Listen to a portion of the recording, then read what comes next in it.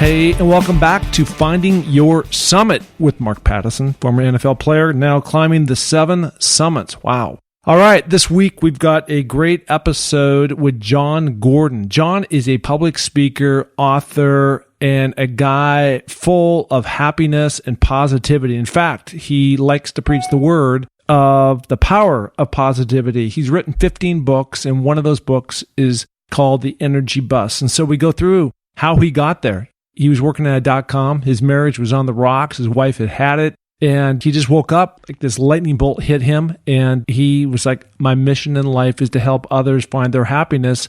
And so obviously it had to start with him. He did that. He has done a ton of research, speaks all over the world, has been on CNN, The Today Show, Fox, Golf Channel, a bunch of other channels like that. A number of different sports teams hire him. Again, it's really about the mindset and how you get there and how you overcome these different things. So great conversation with Jon, and was really inspired by him and what he had to say. And so we'll get to that in a minute. But as always, please go on, rate, review, go to iTunes. It does help. Love the love that you guys are sharing right now and all the comments that come back. And please, if you have any feedback, you have somebody that you think that would be a great candidate for this particular format, Finding Your Summit, Overcoming Adversity and Finding Their Way, please let me know. And if you want to find out about my journey, you can do so on markpattisonnfl.com. And all my social channels are all there. Okay? With that note, let's talk to Jon. Here we go. Hey, everybody. It's me, Mark Pattison, back again with a fantastic episode of Finding Your Summit. And this week, we're beaming from Hermosa Beach all the way to Jacksonville, Florida. And on the pod, we've got a guy who I think I'm going to have a fantastic time speaking with, Jon Gordon. And the reason why I'm excited to talk to Jon is because this is a guy that has published a number of different books, and it's all about the power of positivity. And anybody who is tracking on the power of positivity, I want to talk to, because I keep saying through my life, through the adversity that I've gone through, I continue to want to go towards the light. And you seem to be one of those guys. Jon, how you doing? Doing good, Mark. Thanks for having me.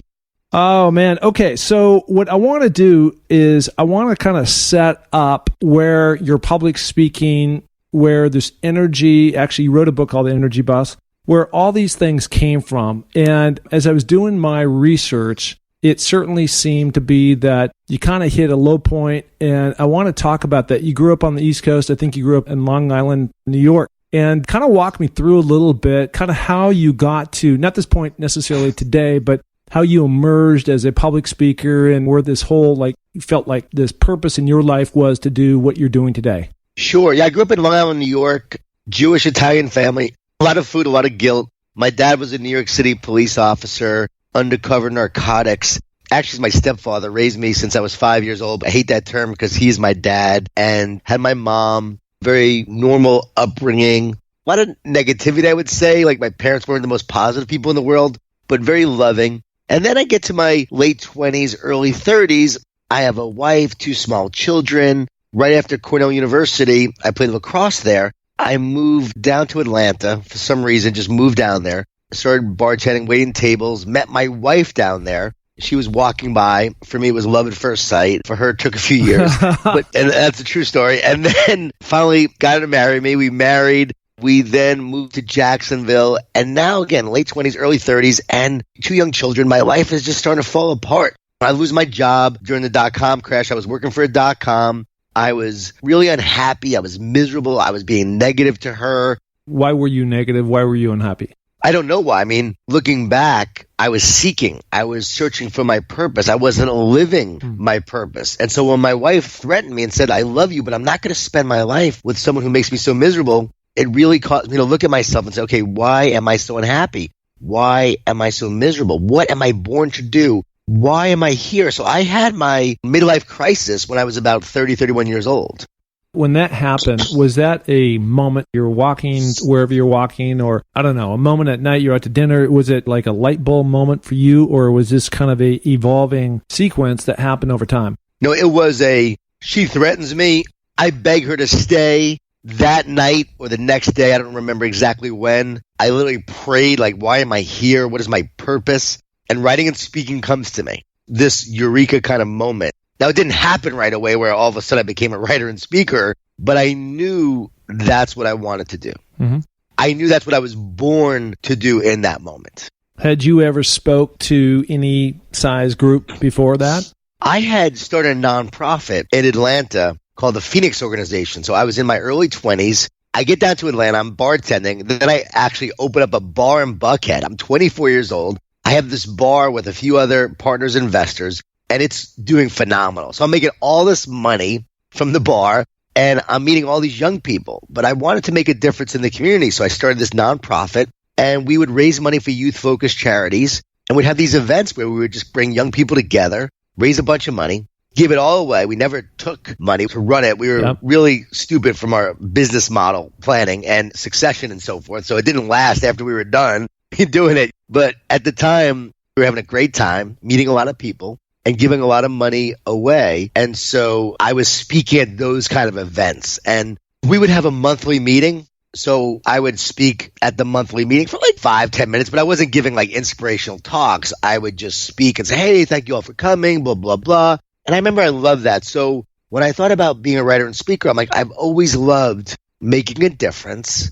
I did like impacting, bringing people together. And so that was one of the impetus to say, you know what? I actually love that when I was doing that. That's when I was happiest. I need to go out there and do something where I'm making a difference. I can't just go try to work at a job. I need to have an impact. And so it was really the Phoenix that gave me the idea that, okay, I could do something where I'm making a difference. But then the writing and speaking part just sort of came to me, and that's how I would do it.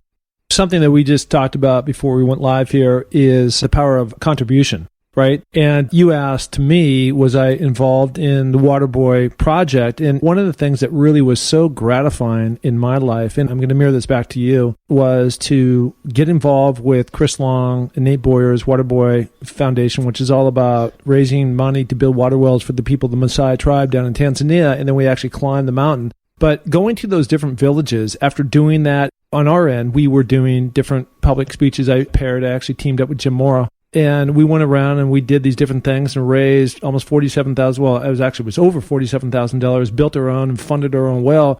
And to go down and see those people and how appreciative and grateful they were, considering they have nothing, and so much in life people get caught up in, I'm not living in the right spot, I don't have the right car, the job, all these things. And these literally, anybody who's never been in the Serengeti, there's no road sign. And what they were cheering us for was to turn around and walk over to a spigot and turn that thing on and have water come out. Think about that. Think about, like, we walk in there like the Beatles, right? But I want to ask you first, what was that feeling like when you climbed that mountain, when you raised that money, when you met those people? Like, where does that compare, or in the great moments of your life? Well, I've been fortunate to have a number of great moments playing in the NFL in college, and I was the recipient many times of being the last second, catch the touchdown and walk off the field and victorious and all those things. But when we talk about this, it's a different level. And I think kind of like you, it really elevated me to this world of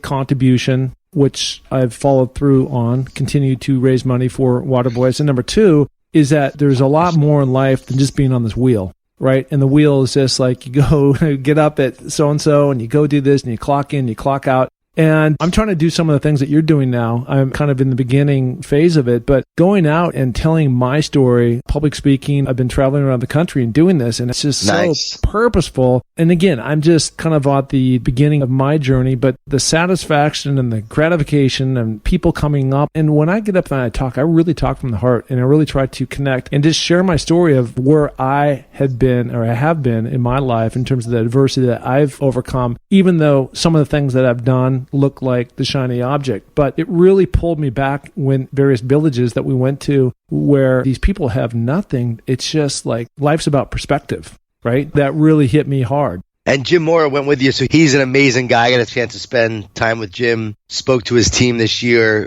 UCLA, before the season. Really got a chance to sit down with him, and just an amazing guy. He's a friend of yours, but that must have been awesome with him. He's so intense. Was he relaxed during that time of climbing the mountain? Did he relax a little bit? Yeah, well, just the way the dynamic of how many guys were there. And one of the gals, Kirsty Ennis, is a above the knee amputee, was hurt severely. I think she's had like 43 surgeries. which ultimately ended up in the removal of her leg. And if you could imagine basically hopping up this mountain, and it was just heroic on her end, but at the same time, it caused a lot of issues for others just in terms of the pace that we were able to go. So Jim and I have been climbing for years, and every day we just go, hey guys, we'll catch up at camp, and everybody was really cool with it. So we take off and do our thing. And then when they'd arrive, we would greet them, obviously, and make sure that they were comfortable, and we kind of played it that way. But no, it was fantastic to have my best friend. Praying for him today. He was in Park City last weekend skiing, and he completely blew out his knee. So, oh no, yeah. So man, he's having that thing repaired right now. Wow. Okay. Well, a time for him to rest, recharge, and come back stronger. Yeah. So let's go back to what you were talking about. Again, back when you're 24 years old and you started this foundation and you're giving too much money away and not reserving some for the expenses and stuff like that. But that must have been like beginning of there's a bigger purpose for you in life than just that, even though maybe at that point in your life you didn't actually capture it in that moment, but maybe you planted a seed. It did. I loved it. I mean, I loved uniting people, loved raising money. We worked with the Paralympics. We raised money for them. I'm actually trying to do that even now, raising some money for a couple Paralympic athletes. One is a table tennis player, ping pong player, and I know his dad, and I'm raising money for him. So it's funny how life comes full circle for that. Work with the Evander Holyfield Foundation, his golf tournament. We got involved with that, and the Boys and Girls Club. We did a lot of fundraising for that. So I actually love that. And now I'm trying to raise money for Molly Foundation in Kenya, building a gymnasium for street kids who Molly is taking care of. And he's actually has saved over 20,000 of these orphans. He brings them to his place. It's this huge place now, and about 3,000 people live there, 3,000 kids, and they become one family. But he's now building this big gym to allow them to continue their rehabilitation through sports, because they have a lot of sporting events and they do a lot of sports, but this would be their first gym, and a basketball gym, and be used for volleyball. And so my goal is to raise about $100,000 for that. So it's funny, like the things I was doing then, I'm now still doing, but now I'm just going out there speaking on positivity in addition to these other things, and I'm writing about these principles as well. Okay, going back again, when you were emerging out of this situation where you lost your job with this .com company, and your wife is like, okay, this is either got to change your ways, or so now you have this moment where that's exactly what I'm going to do, and here's my path forward. Where did the theme for you, positivity, come through? Right? I mean, was there some beacon, some mentor, some person in your life in the past that had inspired you, and that every morning you kind of wake up and everything is half full, not half empty? No, I'm naturally negative. So for me, it was actually what I needed in my life. So we teach what we need to learn. And so I was working to become more positive. I was studying a lot of the research in the emerging field of positive psychology at the time. So positive psychology was just getting started. And so I was doing all this research. And then I would take these principles and these research that I would read about, and I actually started to apply it to my life as a coach would. I would see how I could apply it. So for instance, I started to take a thank you walk. And while I was walking, I would just say what I'm thankful for, because the research shows you can't be stressed and thankful at the same time. So by doing this walk each day, I was flooding my brain and body with these positive emotions that uplift you rather than the stress hormones that slowly drain and kill you. And then I would add prayer to that as well. And as I did that each day, it started to just really transform my mind and my life. So I then started to write about what I was researching, what I was doing. I started these positive tips, a weekly positive tip. Started in 2002. I've been writing it every week since and still do it to this day, right? So now we're in 2018. So 16 years, every week, a positive tip. So what I began then, I'm doing now. And that really just began the journey of wanting to be more positive. And then it's my life's work to now share what I needed to learn and help others become more positive as well. So give me a sampler of the positive tip of the day. Well, it's not a day. It's actually a weekly positive tip that I share. Okay. I tweet every day, so I'm always sharing positive tips on Twitter now. But a weekly positive tip, like for instance, this week, I wrote about Austin Hatch, the Michigan basketball player who survived 2 plane crashes.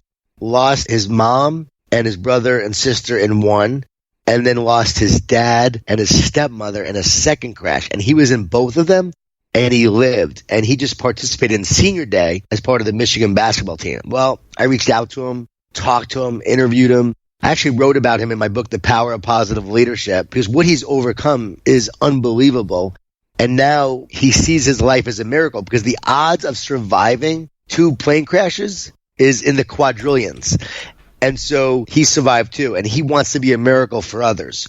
So I was pointing out that he's a miracle, but guess what? You are too. Because the research shows that our very existence, that the fact that you are here, that you are alive, that all your ancestors came together, and then your parents eventually came together to form you, the odds of that happening are basically zero, the research shows.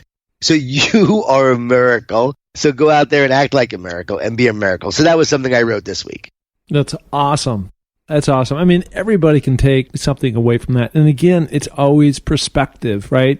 And some of the people I've talked to, these different corporations, it's just like, I'm up there, I'm doing these different things, but anybody can do them, right? I mean, maybe not playing in the NFL, but somebody can go run a race, or you can do, I don't know, a Tough Mudder. I mean, there's so many different things that somebody can go do and feel inspired, but you gotta create that action, which creates reactions, right? Every single time. And it's people who tread water, who feel stuck. It's really hard to move the ball down the field. It really is. I believe the only thing that separates me from what I've done and all the books I've written and the work I do now and all the talks I give is that I was willing to take action. I was willing to just step out because I am very ordinary, but I have an extraordinary drive and discipline to just work every day at it. I have a lot of grit. And so when I first started writing and speaking, I mean, I was speaking everywhere and anywhere. And I had 5 people at one talk and 20 people at another talk. I didn't have a lot of people come to my talks, and then people would bring me into their small little meeting rooms and I would speak there, and I just was like working on my craft. I was just getting better every day doing it, but I was willing to do it. And even when I failed, and I remember I left, I'm like, man, that was a tough crowd and they hated me and it stunk. I just kept doing it. I just kept moving forward and doing it. And I truly believe that God doesn't choose the best. He uses the most willing. And if you're willing, he will mold you and shape you and develop you to be your best. Now, again, to be an NFL player, you have to have that talent, right? I was a Division I lacrosse player. I had the talent to play at that level, right? I was recruited for football, not at your level, but I was recruited to play Division I football. I don't think I could have played pro, but I had a certain level of talent to go there. Well, speaking, I believe that anybody can get out there and speak if you have something to say, if you have a message to give. And you go to TED, for instance, and you could see anybody pretty much give a 10 to 15 minute talk on any topic. And a lot of them, even though they're not great speakers, are actually great talks because they're sharing something they're passionate about. So I think in this kind of field, you can really make an impact and just get out there and do it. There's a couple things that you say that I have really taken to heart, and I've done this through observation, and that is the difference between willing and want, okay? Everybody wants to become the millionaire. Everybody wants to become the pro, whatever player that's out there, or the CEO, but are you willing to do anything it takes to put yourself in that position to make that happen? And there's usually a big gap, right? People start off with the best of intentions, and they just fall off. And you really got to be intentional, I think, about what you want and what you want to go after, like you have done with your speaking, and really feeling purposeful about the amount of people that you're impacting, even though at times you're showing up and there's 5 people standing there or sitting there listening to this. I mean, it's just, you have to have that mindset. It is. I recently gave a talk, and I've shared this and I wrote about this. I gave a talk to Avon. There were 6,000 women there. It was this summer. I got that talk because about 10 years ago, I did a workshop in Pennsylvania, in the Pocono Mountains. It was my friend's and his family's resort that they own. And I did a retreat there. Only 6 people showed up. We thought there would be about 100, but only 6 showed up. So I said to myself, you know what? Your mission is to inspire and empower as many people as possible, one person at a time. So make a difference in these 6 people. So that's what I did. I really poured my heart out to those 6 people. Well, one of those 6 people was Betty Palm. Betty Palm was working at a network marketing company. Well, years later, she now is one of the top people at Avon, and she hires me because she remembers some of the lessons I taught all those years before and was impacted by that. Even in that small room, I think Jon would actually be good for our audience. And so 6 turned into 6,000. So you have to be willing. Again, I love what you said. Everyone wants to do it, but what are you willing to do? It's like everybody wants to be the best. Everyone wants to do what the great ones do, but very few are willing to do what they did to become great. So you have to be willing to do the work and to show up. And I wrote a book called Training Camp. It's my favorite book that I've written. It's about a guy trying to make it in the NFL. he gets injured, and he learns what it takes to be the best. And one of the key principles, there are 11, is the best know what they want. It starts there. Because once you know what you want, you will be willing to pay the price that greatness requires. But you have to know what it is you truly want. If you don't know what you want, you won't work at it. But once you know, then you become unstoppable. I love that. I want to also talk about a word called grit, because you just brought that up. And I love that word. And tell me from your perspective, how you develop grit in your opinion. And I know that you believe that grit will ultimately help you overcome adversity, but how does somebody develop that? I don't think you actually develop it. There are a lot of people that are talking about developing it and train your mind for grit. And I have a lot of friends who are sports psychologists. I believe that you're born with grit. Mm-hmm. I believe that you already have it. You're born with it. It's remembering the grit that you were actually born with. When you see a child learn to walk for the first time, that child is displaying grit. No one taught this child grit. They got knocked down, they fell down, and they get back up. And then they keep moving forward, right? To me, that's what grit's all about. When you get that knocked down, you keep moving forward. Everyone talks about growth mindset. Well, seeing a baby learn to walk has a growth mindset. So we have to remember that it's actually already truly inside of us. I believe that it's inspired, though, by vision. And then you have this purpose and optimism that keeps you move forward, and passion and good old-fashioned stubbornness, right, and resilience. And I believe that, having a desire to prove something, like when you want to prove yourself, like Tom Brady and Drew Brees, these guys were told they couldn't do it. No one believed in them. Those are the kind of guys that for some reason always still feel like they have something to prove. And that's a big part of grit. So I think there are a lot of factors that go into what, really makes someone gritty. Again, I don't think you necessarily develop it. I think life actually reveals it. Does that make sense? Yeah, no, I love that. And one of the things you talked about, and there's so much overlap between the way you think and the way I think. And I also believe that, and this is, again, I'm pulling a word that you just mentioned, but I also talk about it too because I believe it. And that is your vision board, right? You said the word vision, and I say the word vision board. And some of the little things that I do, and again, this is for me, is I try to become the first NFL player to climb the 7 summits, is on my refrigerator, I've got a picture of every single mountain I've climbed. I'm on top, I'm taking the top, and my hands are in like I just scored a touchdown. And it's just a constant daily reminder of where I'm trying to go. And so I don't lose sight of the ultimate goal that you talked about a few minutes ago. Another thing that I do, because now I walk out the door and I go about my business, I wear a key every single day. Every single day. I mean, it's always on. I climb with it. I work out with it on. It's a key that says believe. Not everybody has to have a key around their neck, right? But that's just has been my daily reminder to keep your mind on those things that are most important and what is the ultimate prize. Because as you know, you get inspired by certain things and then life happens and there's all these distractions that take you off course. And you got to do whatever it takes to maintain that vision on exactly what you want in order for those things to come true. And then maybe, like you're talking about, some of that grit aspect of that you're going to overcome, and maybe something hits you and it takes you where you thought you would be. I mean, my life has been this zigzag. I don't know. It's just, again, where you call it vision or vision board, I think that's so important to have in your life. Is your a giving key? It is. Love that. Yeah. Caitlin, right? Caitlin Crosby?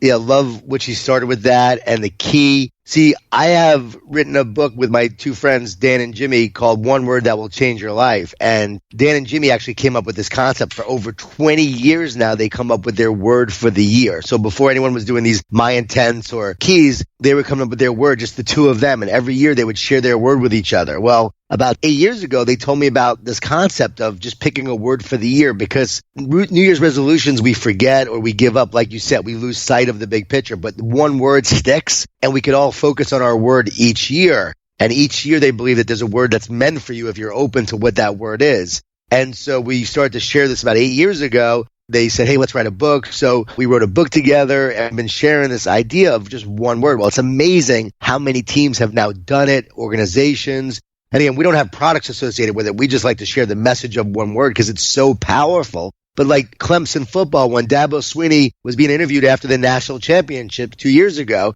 he said, my word all year was love. I knew that our love for each other would make the difference. Well, every year Dabo picks his word. So it's so exciting to see how this one word, yours is believe. We also believe that there's a life word, that there's a word that's actually meant for you if you're open to it, of what that life word is to help you live to the fullest and leave your greatest legacy. So mine is, for instance, positive.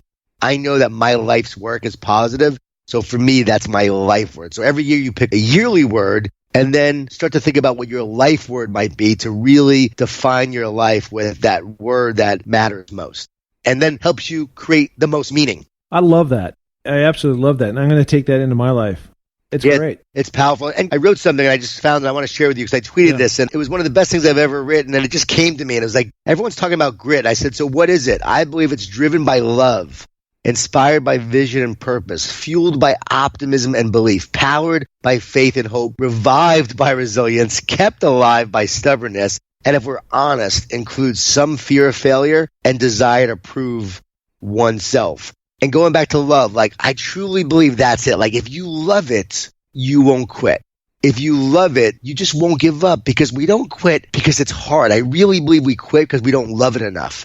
But if you truly love it, we'll continue to move forward to really build something great.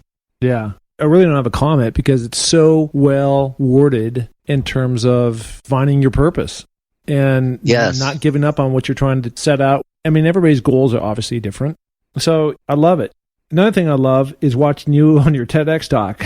And the reason why I love that is because they pulled you out of the car like 2 hours ago and go, hey, guess what? Somebody bailed out on us, and will you actually go up and do a TEDx talk? I was there to speak at an education conference the next day. And when I showed up, literally had just spoke to the 49ers the night before, got up at 4 a.m. to fly there to Ohio. I land and they're like, hey, they were wearing TED shirts. And I said, oh, I've never spoken to TED. Say, oh, that's so funny. We just had someone cancel. You want to speak? And it was literally like 20 minutes later that I would be speaking. And the thing that's so great about that, and again, I watched it from beginning to end, is that they have that format nailed down to, and I don't know if you hit it or you didn't, it didn't really matter, but it's an 18-minute speech that you give, you deliver, and the people that do that, I mean, it's well rehearsed. And for you to essentially get off a plane, get out of a car, walk in and be that guy up there and introduced and say, hey, listen, I didn't know about, I was doing this an hour ago, and actually make it happen was really impressive. It was awesome. Appreciate that. I really did wing it. And yes, some of the stories I've told before, but to put it together and then to organize it, and I said things that I've never said before, and then to have the time crunch and look at the time and be able to somehow put together, I can't take credit for that. I really don't know how that came together. Well, I'm like in Little League right now in terms of my public speaking and where I'm at, and you're like in the NFL in my eyes. And one of the things that really shone through is that your professionalism in terms of public speaking. Obviously, you've done this a lot. Obviously, there's a lot of different assets that you could pull out of the air. You did. You packaged that, and it came off great. I appreciate that. I think one of the keys as a speaker, by the way, is I believe that you have to have like your set things you know you want to talk about, but always leave room within your talk. Like have your guardrails of, I'm going to speak here, then I'm going to share this principle. I'm going to go here, here, here. But then you leave some room in between those to allow some improvisation, to allow new ideas to come in. Because if you don't, it's going to be stale. But when you allow these new things to come in, you can actually speak, and knowing that you're going to the next point or the next guardrail allows you to have some structure and yet allows the freedom in between, if that makes sense. Yeah, I love that. I love that. So one of my goals in life, and you've paved the way for me here, but I have not done, is write a book, not 15. So how do you pull off 15 books? Well, first for your book, I would just tell you, and this is anyone listening, what's the core of your message? Like, what's the core thing you want to share? And that should be your first book. A lot of times people try to write their first book and they try to put 4 books into one. No, start with the one book. What's the core? If you die tomorrow, what's the message you want to share? What's the most important thing you need to share and that you want people to hear? And that's what you start with. Love it. Love it. And is that what the energy bus? By the way, I downloaded that on an audiobook. So I'm headed to Denali for my 5th summit. I was on last year. It got pushed back. So I'm back at it again. But that will be in my ears as I make my way up the mountain. The energy bus. So was that your first one? I love that, by the way. And I think the name of your podcast would make a great book. But The Energy Bus was my first fable I wrote. I actually wrote 2 books before that, but I don't really even talk about those books because I really consider The Energy Bus like my first book. And so Wiley published it and rejected by over 30 publishers before that. it finally comes out. Yeah, and I would say that's my core message of what I'm truly about. It's what I'm most known for. It just hit actually 1 million copies just about a week ago. So that was really exciting to have that milestone. And that's domestic. So it's already done about 1.5 million, including Korea, because I'm really big in South Korea. So how did that come about? Because I'm looking at you on my Skype, and you're for sure not South Korean. Well, this is a true story. I write it. Not one bookstore in the United States would carry the book. I asked a friend, what should I do? So I prayed, and it became a huge bestseller in South Korea. So he said you should be specific with your prayers next time, because it was like this huge hit in South Korea. And so to this day, we don't know how it happened. We don't know why. It just became very popular in South Korea. So every time I have a book that comes out now, the first translation is Korean, and it becomes a big hit there. So I had people come over even from Korea. They saw me at an event. They're like, "You very famous in Korea." The way they said it to me. Remember that movie Singles about Matt Dillon would always say, "We're really big in Belgium." Shot in Seattle, my hometown.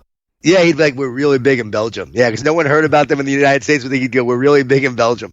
So that was me at first. So I'm getting all these requests to speak in South Korea, but not one bookstore in the United States would carry the book. I go on a 28-city tour, just start to share the message from city to city. This was back then when you could do that more and more. I was doing a lot of local TV shows, which was easier to get on local TV shows. And I was sharing tips on TV. We'd have a book signing coffee shop or a bookstore. I mean, really inefficient, not great. But I was just going out there and doing it, just being bold and learning the craft. That band that works the small towns and starts to develop a following. And over time, they're playing the big arenas. That's sort of what my journey was like. But it taught me grit, and it taught me to work hard. It taught me definitely to be humble. So when I go places now and it's a big audience and they're like, "Oh, Jon Gordon's here," and I'm thinking, well, you don't understand. I'm not very special at all, and I know where I've been. And so it's really a fun part of the journey to have remembered and lived through that. And it makes you appreciate, as you talked about gratitude earlier, every opportunity, every moment to be able to share this message. Yeah, I love that. And I was telling somebody this the other day, and I spoke in front of 200 people a couple of weeks ago, and a lot of people were coming up afterwards and said a lot of nice things to me. And I said, they were like, "Well, how did that make you feel?" And I said, I kind of went through that stage back when I was playing college, and we were very successful at the University of Washington and also in the NFL, and, where the fans are going crazy, and it just doesn't matter. And it doesn't matter because, this goes back to exactly what you're up to, which is being so purposeful about spreading the power of positivity and achievement and other people living out what they're meant to do. And as long as I'm doing that, and I know you're doing the exact same thing, that's all that matters. And all that other stuff is just, again, it's just noise, right? Exactly. But what keeps you going after you speak? That one person that comes up to you and says, "I needed to hear that. Like, you really touched me today. You really impacted me." It's those words that keep you going when you know that that's your purpose and you want to make a difference. And so hearing those words and knowing you're impacting people, that's what really keeps me going when I'm able to hear that. So yeah, you're right. It's all on purpose. And a good friend of mine, Tom Flick, played at Washington. I'm sure you know Tom. Tom's been on the pod. Okay, Tom is one of the busiest speakers on the planet. Tom honed his craft, as you know, speaking to high schools. Yep. And now he's speaking to corporations all over. He beat me out for In-N-Out Burger. We were the top guys. He got the gig and I didn't, but I was very happy that he got it. And he's amazing. And I love Tom. Again, very purposeful guy of just saying, hey, how can we go out there and make a difference and make an impact? And you're right. That's what drives you. Yeah, it was great. I built this website 8 months ago, right? And the whole purpose behind that was so I'd have a platform that I could put my podcast on, and then it'd also talk about, hey, Mark's available to come public speak. So things have been going a long time, and then the beginning of the year, I finally got a gig, right? So I call Tom. I go, "Hey, Tom, I got good news and bad news. The good news is I finally booked a public speaking event. The bad news is I'm freaking out, man." And so I have no idea. So Tom spent an hour on the phone with me, literally giving me the playbook and tips of as best as he could, right? Yep. On okay, Mark's going to go and he's going to do this event. And here are the key things that you need to know. And I've literally taken them to heart practice. But Tom's been an absolute guy in his position to really give back his time to me. I'm so grateful for it. It's amazing. Yeah, he's amazing. And the key is I freaked out the first couple as well. I tried to get out of the first few. And the fact that you had people come up to you and tell you that they really enjoyed it, even though, again, that's not what drove you and you weren't doing it for the applause, you were doing it for the cause, right? Not the applause, doing it for the cause. The fact that they came up to you, to me, that's always a good sign, because if no one's coming up to you afterwards and you're not having an impact and you're not getting any reaction, well, okay, if that doesn't happen like 5, 6, 7 times you do events and no one's talking to you, then maybe you're not making an impact. You might be thinking about doing something else perhaps. But if a few people are coming up to you and you know they're making a difference, that lets you know you're on the right track and you should keep doing it. I did 80 free talks before I even got paid. I just went out there and spoke anywhere and everywhere. And that was really a great training ground. And I remember it was those few people that would come up, okay, let me know I'm on the right track. Because I would ask myself, should I continue doing this? And there were many times I actually thought I should give up. So I'm glad I kept doing it. So I want to tie one last thing before we end, and that is where we started was talking about there was this point in time in your life, 2 kids, wife, and she finally had her limit, right? And she said, okay, Jon, it's either this or that. And so if you're doing 80 free gigs, how did she kind of get on the bus and be on board with what you're trying to do when you weren't necessarily monetizing it at that time?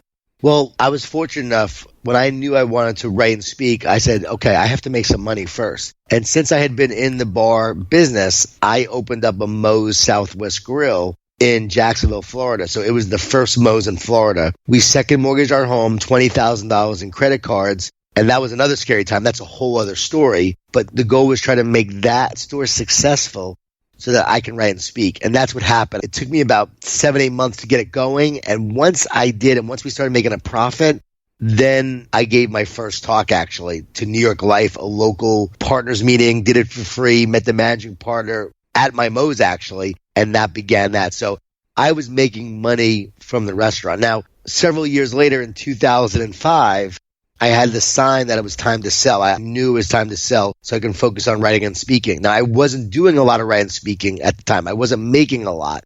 I was probably making like 5 to 7, 8,000 a month writing and speaking, which is still pretty good, but I was making a lot more in the restaurants because I had opened up 4 of them. And so I'm making a lot of money for the restaurants. But now I know I want to sell and focus on this. And my wife at that time was like, no, we can't sell. Like, what happens if writing and speaking doesn't make it? And I said, there are no other options. Like, I have to focus on what I'm born to do. So she finally agreed. We sold. And then 2006 comes and I'm running out of money because we had sold. We're living off of that money. The writing and speaking is not going great, but that's when the energy bus came to me in 2006. So I wrote it in 2006, comes out in 2007.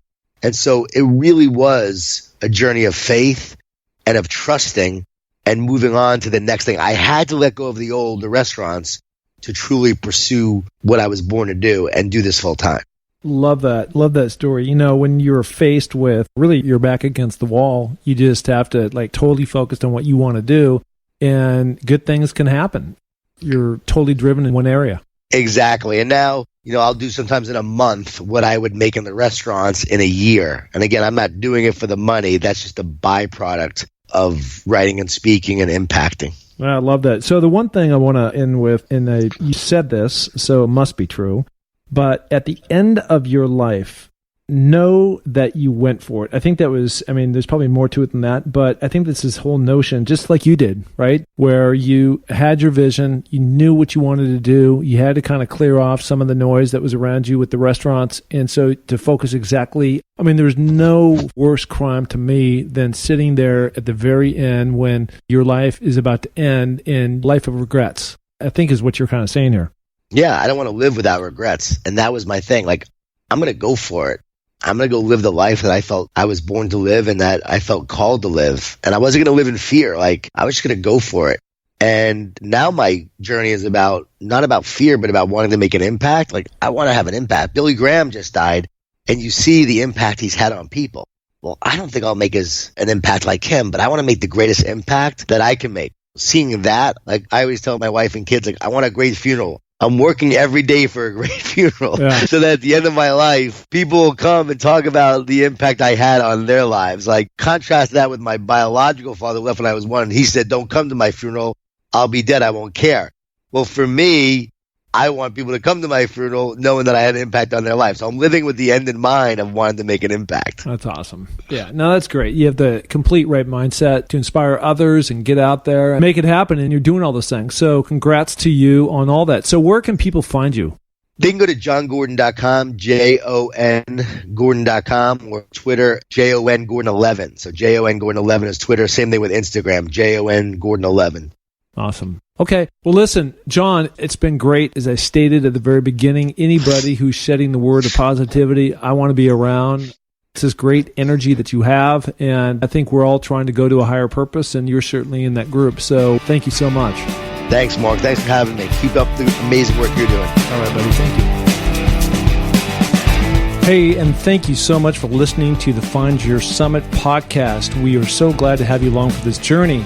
And if you enjoy the show, please tell a friend, share it on iTunes, spread it to the planet. We're looking to broadcast this to every person that is out there because, as you know, everybody has their own summit that they're going after. If you're looking to follow my journey, you can find that through my social links on markpattisonnfl.com. That's Mark, M-A-R-K, Pattison, P-A-T-T-I-S-O-N, NFL.com. So, until the next podcast, just remember, clear eyes, full hearts, and remember, it takes a little more to make a champion, so make it happen. Thank you. Bye.